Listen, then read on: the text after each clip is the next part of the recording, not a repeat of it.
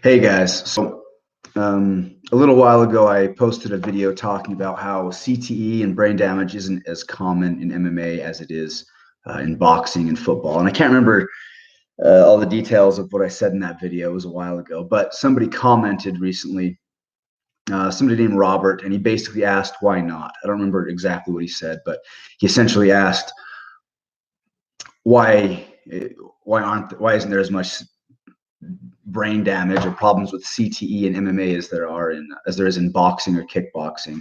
So there's a few different there's two different things you can think about. The first thing you can think about is that one, maybe there is as much brain damage and CTE in MMA as there is in boxing, and we just haven't studied it yet. There's been way more research on boxing and the effects of boxing than there has been on MMA and the effects of MMA. And that's mostly just because MMA is still a pretty darn new sport, as opposed to boxing. It's way older than modern day MMA. So yeah, maybe it does cause just as much damage, and we just don't know. The other thing to think about is that, and this is what I tend to feel is correct, is that it doesn't cause as much brain damage in boxing for a few reasons. One, in boxing, there's really only two targets. There's the face and there's the torso. And all you're trying to do is hit him in the face and hit him in the torso over and over again. Whereas in MMA, everything's a target. The whole body is a target. And not only is it all a target to hit, it's all a target to grapple. So one, if there are more targets, then the damage that is done is going to be dispersed. It's not going to, so there's going to be less damage done to just the face. It'll be divided a little bit more throughout the body. So if you're taking less damage to the face, you're probably taking less damage to the brain, which means less likely to get CTE. So that's one possible reason why. Another possible reason why, like I just mentioned, is because everything is a target to be grappled, not just hit in MMA. Whereas in boxing, you're just trying to hit each other. There is some grappling in boxing, obviously, but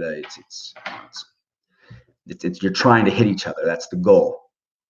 The grappling that's done in boxing, that's for a different topic for a different video, but that grappling is done to set up hitting people. So if if you fight 10 opponents and 5 of them are strikers and 5 of them are grapplers in MMA, you're going to be hit half as much than if you're in a boxer and you're 10 out of 10 opponents are just trying to punch you.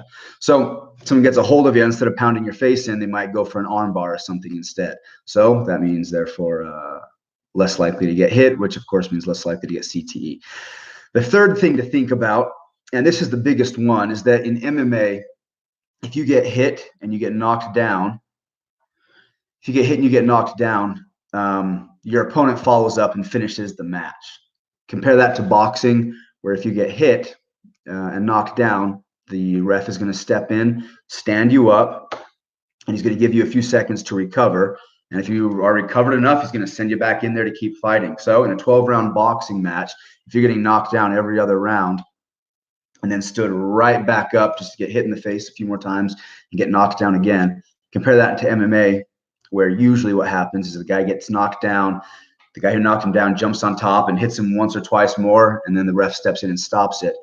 You're obviously getting hit a lot less in the face because the ref can step in right away, and therefore less likely to get CTE. So there's your answer, Robert. I hope that answers your question sufficiently. If not, let me know, and maybe I can write to you something that makes a little bit more sense with a little bit more detail. If any of you guys have any other questions, please feel free to ask away, and I will answer to the best of my ability. Peace.